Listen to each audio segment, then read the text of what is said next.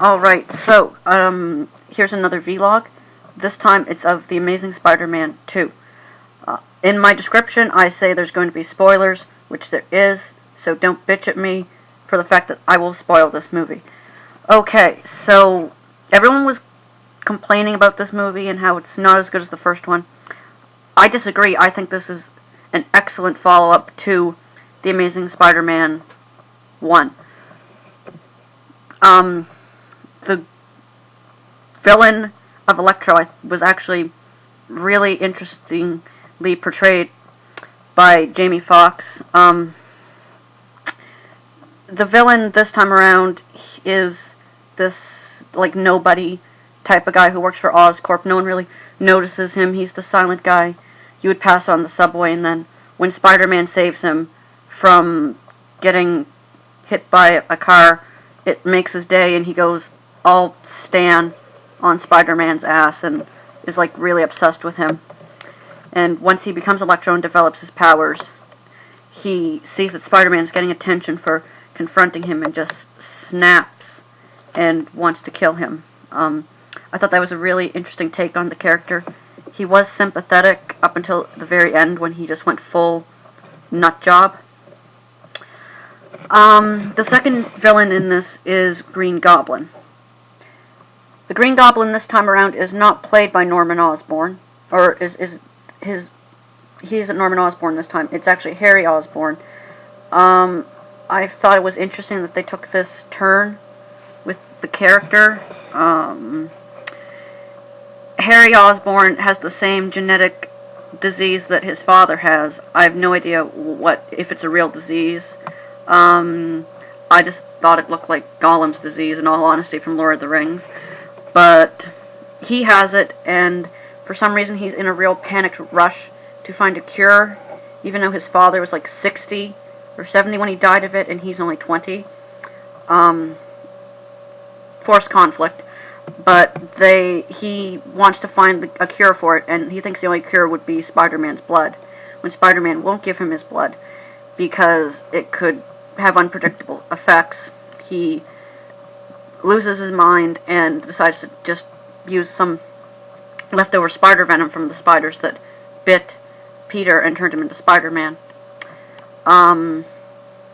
He becomes the Green Goblin, lets out Electro, and there's like a showdown between Spider-Man and Electro, and then Green Goblin comes in and takes Gwen and tries to kill her by dropping her into a clock tower, which he actually succeeds in doing. When this scene happened, it was actually pretty shocking, even though I've heard from several sources that this was actually going to happen. So, I really don't know how I feel about this. I think it's interesting that they killed off the character. There was a lot of foreshadowing in the movie that the character was going to be killed off because Gwen made a speech at her graduation about how cherish life for the changes you make in it and don't mourn, talking about hope and stuff, which ties into one of the overall themes of the movies that Spider-Man is hope for the city, is hope for New York, that it will be less crime-filled and whatever. Another thing this movie did was hint at and set up the Sinister Six. There's a few shots of the Secret Projects section in Oscorp, which shows Dr. Octopus's claws and Vulture's wingspan. So, whatever they do with that will be very interesting in my mind. The Stan Lee cameo in this one was extremely disappointing. Stan Lee's cameo has always been a cool little Easter egg or Where's Waldo of the Marvel franchise, but this time he was right fucking there at the graduation, which really pissed me off. There wasn't anything clever about it. That's almost as unclever as his cameo in the Spider-Man 2 tie-in video game. Okay, favorite scenes. My favorite scenes would have to be all the fights with Electro. The first fight with Spider-Man at the Times Square. when he blacks out Times Square is really, really cool and masterfully shot.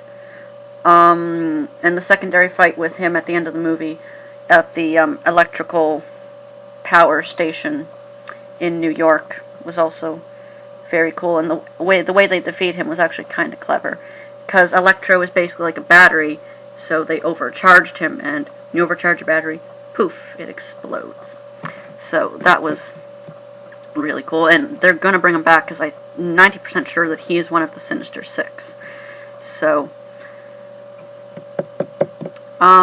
when they introduce Electro and they're showing how he's getting used to what powers he has, that was also very interesting too, because they actually did try to paint this character in a sympathetic light, but towards the end of the movie you just don't feel sympathy for him anymore.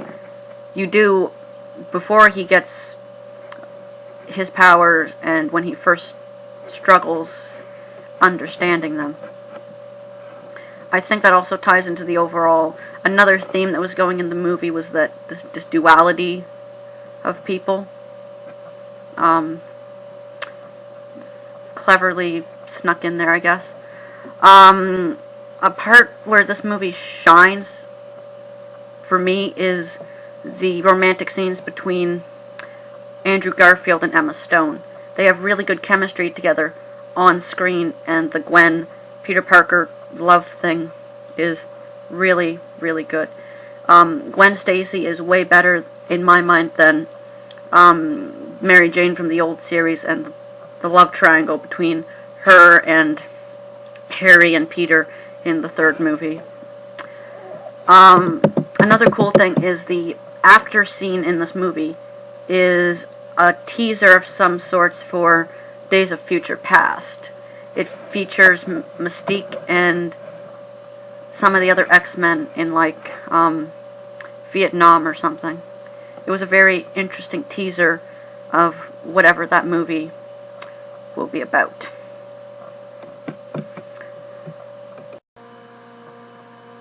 Max Dillon and Harry Osborn, I found in this were both very relatable villains. I sometimes feel like Max Dillon, where people don't see me and I'm partially invisible. Also, I do think that Harry / Green Goblin was relatable because Oscorp really threw him under the bus after he inherited it from his father. They made it look like he covered up the incident that happened with Max Dillon, and they fired him for it. So I think that would be a good avenue to look into a future Spider-Man movie, is somehow just trying to get Oscorp out of the Spider-Man franchise. Like, just have Spider-Man find out that that's where all these villains are coming from and go undercover or something. Or have a movie that takes place at Oscorp and it's like have them exposed for what they are. Because, like I said in my earlier video of The Amazing Spider-Man, it seems like Oscorp is the cause of all this shit happening. They are linked back to Ravencroft, where they're experimenting on patients, and they're just a corrupt company. Goblin had my support when I thought that that's what he was going to do. I thought he was going to go like all ape shit on their ass and just destroy Oscorp, but instead he targeted Spider-Man, so he kind of lost my sympathies at that point. This movie picks up at the same point where the first one started, with Peter Parker's parents bringing him to Aunt May's and Uncle Ben's, but it continues on with their storyline for a little bit and shows how they died in a plane crash. Oscorp sent someone to assassinate them. The whole storyline with Peter's parents didn't really pan out at all in the way I thought. It was just kind of tacked on and anticlimactic at best. It just kind of conferred what the audience already knew, that the parents left because they had to, because Oscorp did something. It didn't paint it as like this grand, like something bad happened. It was like they were going to sell the genetic spiders for weapons research or some stupid shit like that. And his father didn't want that to happen, so he took the research and left. That just wasn't, like, grand. I thought it should have tied more into the story somewhat. It felt like filler to make the movie 2 hours and 35 minutes. What they could have done instead of focus on that was focus more on Harry and Peter's relationship, because that, I actually wanted to know a little bit more about that. There was some character development there, but not a lot. Like, I'll give props to the guy who played Harry Osborn, because he really sells his character well, because the way they, to me it seems they're painting this guy is a preppy little douchebag kid who was a preppy douchebag because his father ditched him when he was young, and he's used to getting his way. But whoever played him did a really good job of it, in my mind. He sold that part, and the scenes between Andrew Garfield and the other guy, they worked really well too. I'm going to take a break and I'll be right back with trailers. Alright, so the trailers I got this time were Earth to Echo. From what I can see of Earth to Echo, it looks kind of like E.T. if it was found footage, and E.T. was like a little robot. Here's my opinion on found footage films. It can be done right, but it's long overstayed its welcome and just needs to go away for a little bit. It's one of those used too often tropes now in cinema, like zombies or zombies. I'm just going to throw out zombies because I can't really think of anything else that's been milked so much to death lately.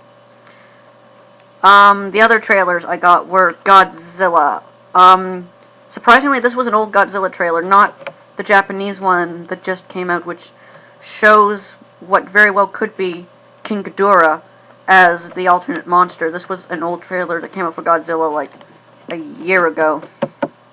But from everything I've seen of the trailer, seen of the future trailers, it looks really good. I'm really excited to see that, and that will be one of my next vlogs, and to get prepped for that, I'll be doing vlogs on some of the older Godzilla movies, and maybe I will do a riff of the old 1999 Godzilla movie. I also got Annie. I don't know why they threw this in. I think they threw it because Jamie Foxx is in it. I really don't know. I've never seen the first Annie. I don't care to. This really isn't my type of movie. I don't know, they seem to update it, but in all honesty, the way they updated it, they made it look like a blaxploitation film.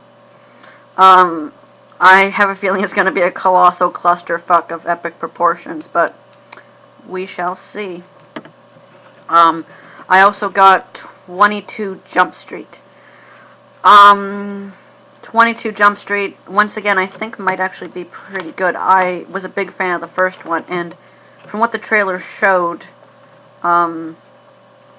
it's gonna be good. It's the only thing that bugs me about it is that it said just do the same thing you did before. That's the one thing I don't like about sequels, is that it's the same thing but at a different location.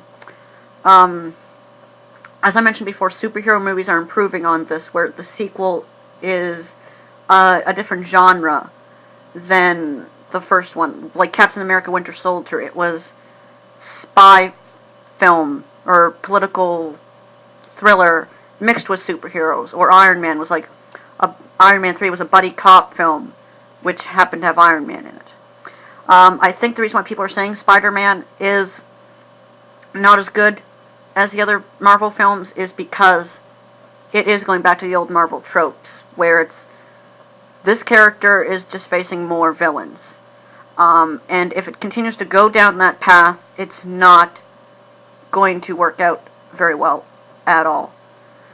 That is a problem that superhero movies need to fix. Marvel is doing it right by changing it up. It's just, I find some franchises in Marvel are more into it than others, because it's different directors all the time, and some like doing it the old way.